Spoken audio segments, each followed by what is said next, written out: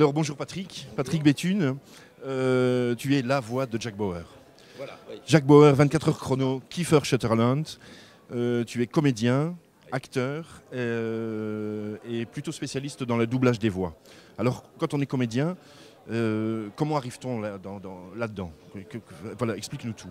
Voilà, alors là je pense que Morgan Freeman tout à l'heure vous avez déjà pas mal parlé, parce que c'est exactement la même approche. C'est-à-dire qu'on est avant tout comédien, hein, c'est-à-dire que moi j'ai commencé à être comédien assez tard, hein, j'ai commencé à 40 ans à être comédien et j'ai fait une école et j'ai fait du théâtre pendant longtemps, d'ailleurs je continue à faire du théâtre. Mais avant de faire du doublage, j'ai fait pendant 7 ans du théâtre.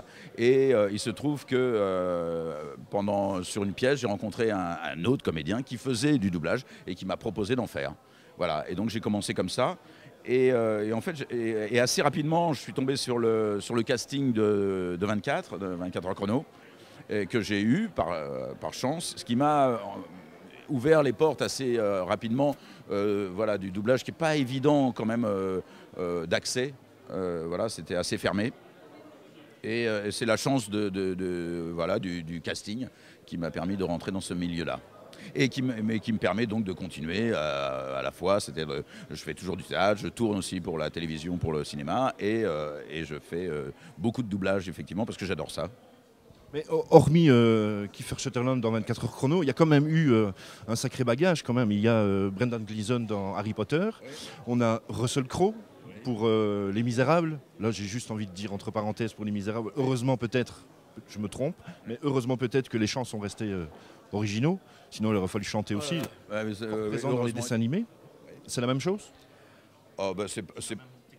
C'est la même technique, définitivement. C'est jamais effectivement le même travail mais d'ailleurs, quel que soit le film qu'on nous propose, c'est de doubler, même de doubler Kiefer Sutherland dans 24 heures chrono, c'est pas la même chose que de doubler Kiefer Sutherland dans un autre film où il va interpréter un rôle différent. Donc on se met au service de ce qu'il a joué, lui. Et c'est vrai que les films d'animation ont cette particularité, c'est qu'on peut se permettre davantage de liberté que lorsqu'on double un comédien en live, où on est en fait tenu de respecter ce qu'il a fait, bien sûr. Hein, c'est quand même le moins qu'on puisse faire, d'ailleurs, en même temps.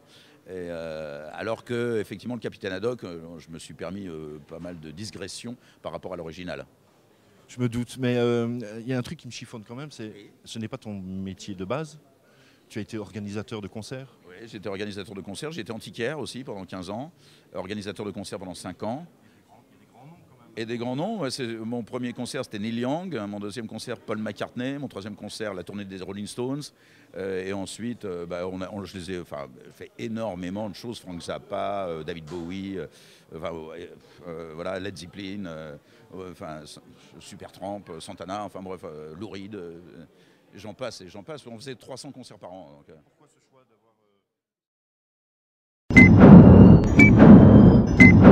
d'avoir... Alors, Potus et Motus, c'est Jack Bauer qui te parle, qui vous parle à tous les deux. Et tout ce que je vous demande, c'est de bien vous tenir, parce que sinon, ça peut très très mal se passer. En revanche, mon petit bonhomme, et là, c'est le Capitaine Haddock qui vous parle.